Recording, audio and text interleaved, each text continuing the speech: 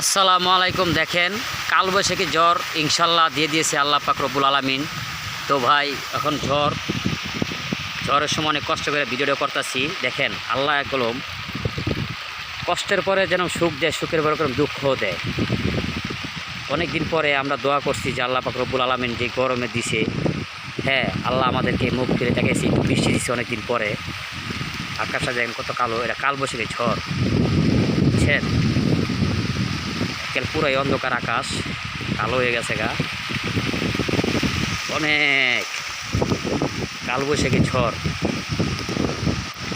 তো আল্লাহর কাছে দোয়া করছি সবাই যেন আল্লাহ এই গরমের পরে একটু আমাদেরকে একটু ঠান্ডা দেয়।